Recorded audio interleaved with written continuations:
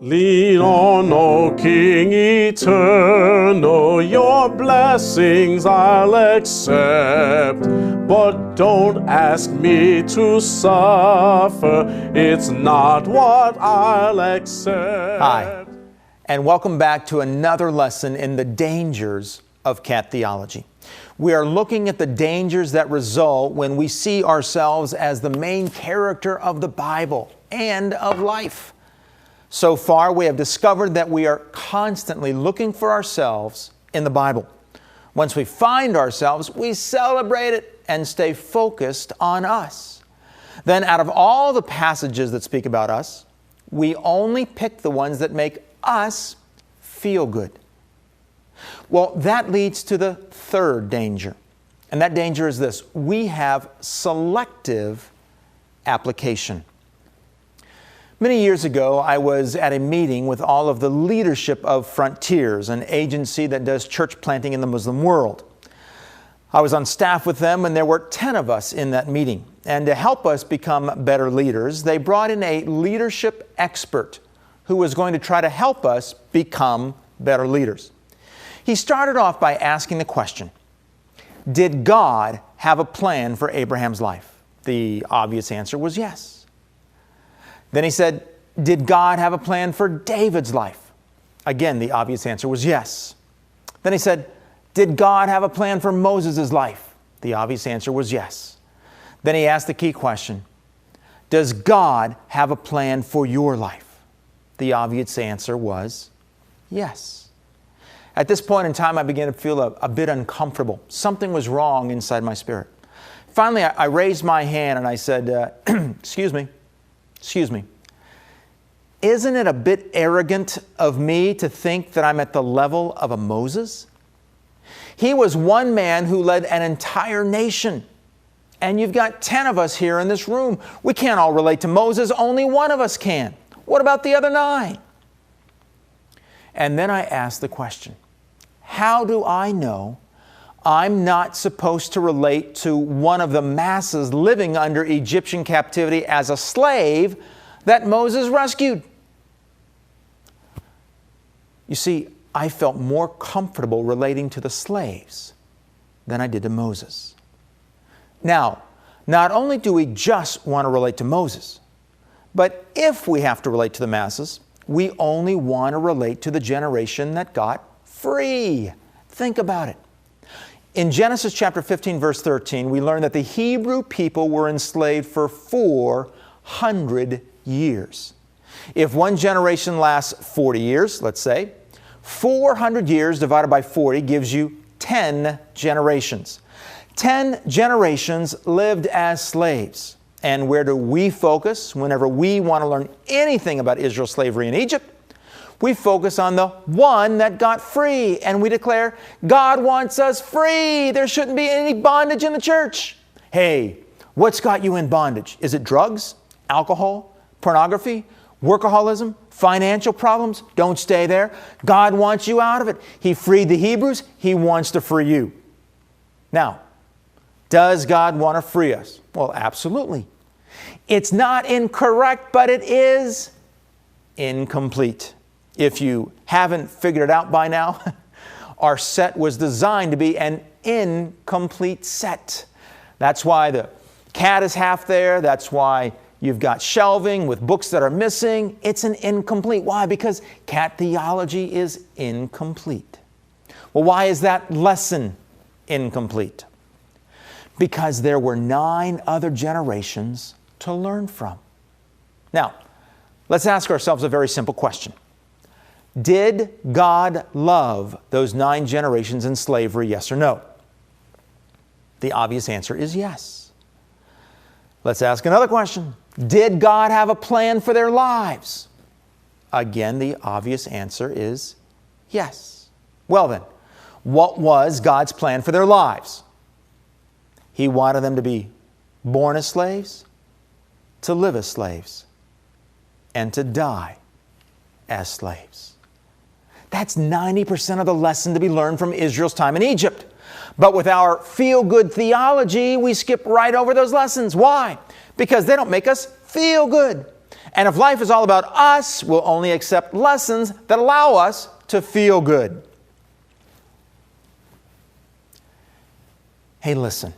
When was the last time you heard a lesson in the church on the idea that God wants you to live, eat, and die in slavery?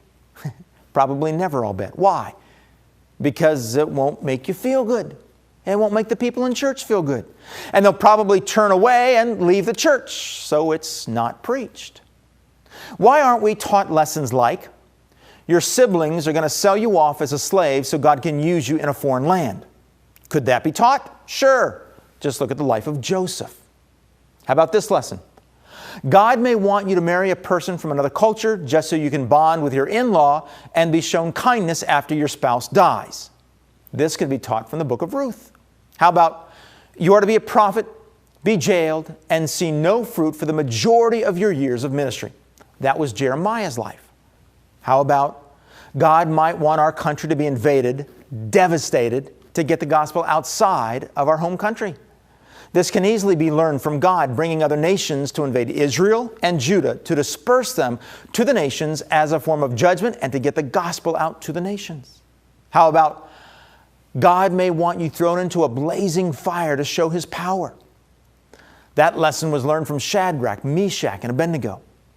From Daniel, we could teach, God may want you taken from your home forcefully to become a leader in another country and then be cheated and thrown into a lion's den. From Abraham's life, we could say, God may want a famine to come to your land, so you move to another country and share your faith. Or how about, God is going to test you by having all your assets taken away, by having your children killed and inflicting you with severe pain, the story of Job. Or why don't we teach the lessons from Paul's life? God may want you beaten with rods, stoned, shipwrecked, naked, cold and hungry, alone at sea, beaten with 39 lashes multiple times, put in jail to share your faith with others. Why don't we commonly teach these lessons? Because they violate a cat's feel-good theology. And if it's all about people, then we never want the people to feel bad. Nor do we want people to leave the church, because if they leave, where will they get training in godliness? As a result, we do not teach these lessons. But that puts us in a no-win situation. If we preach these hard lessons, many will leave, and if they leave, how will they hear the good news and be trained in godliness?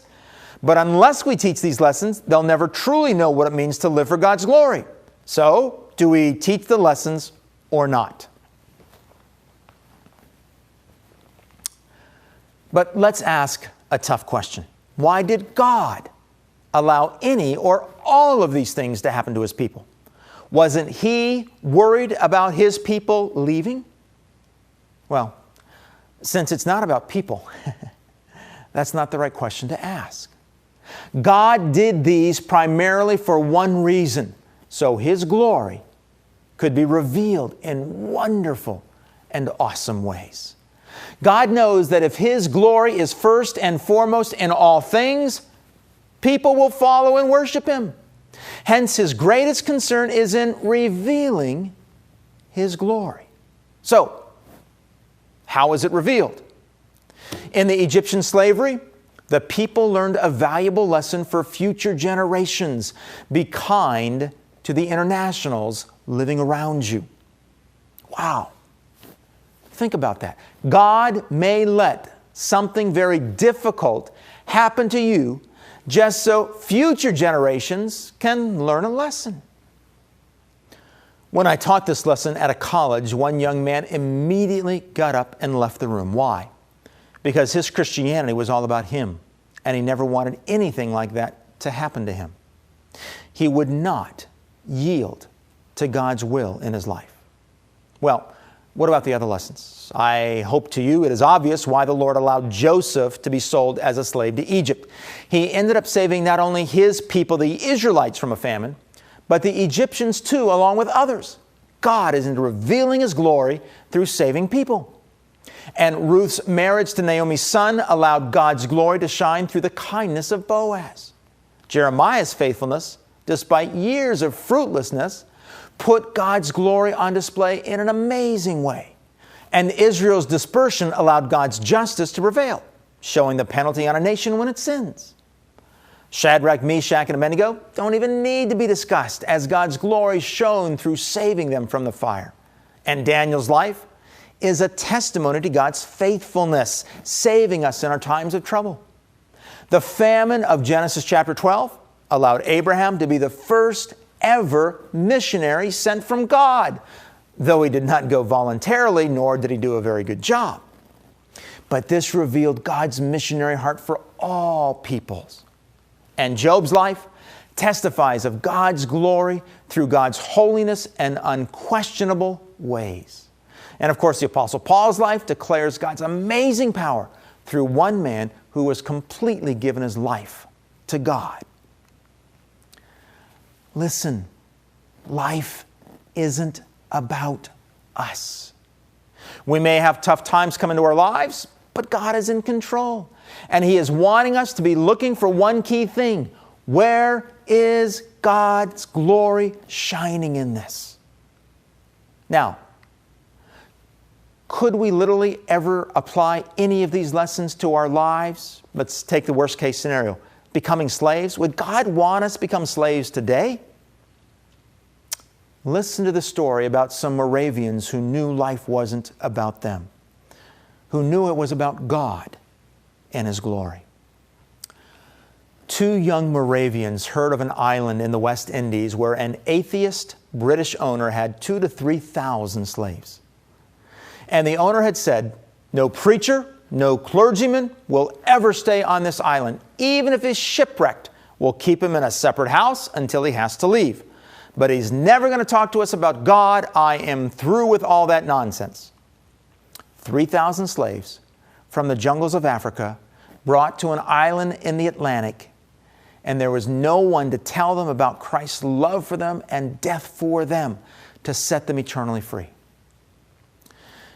These two Moravians were in their 20s when they heard about these slaves. They did something about it. They sold themselves to the British planter for the standard price for a male slave. Then they used the money they got from their own sale to buy a ticket to go to the West Indies. That cheap atheist planter would not even transport them. The Moravian community came to see the two lads off, who would never return again, having freely sold themselves into a lifetime of slavery. As a member of the slave community, they would witness to these precious slaves about the love of God, about Christ's death for them, about eternal salvation and eternal freedom that they could have. Family members were very emotional, weeping as they saw them leaving on the ship. Was their extreme sacrifice wise? Was it necessary? As the ship slipped away into the tide and the gap widened, the housings had been cast off and were curled up on the pier. The young men saw the widening gap. They linked arms, raised their hands, and shouted across the spreading gap, "May the Lamb that was slain receive the reward of His suffering." Yes, these are tough lessons to learn. But once learned, we are free to serve God, even into slavery, to serve God in any way that will bring Him His greatest glory. Don't settle for selective application. Read the Scriptures.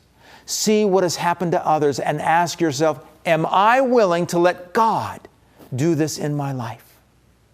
If you can answer yes, you are well on your way to living a life that brings God His greatest glory and brings you your greatest joy. I'll live for you as long as I'm happy and I'm blessed. Lean on, O King eternal, just give me happiness.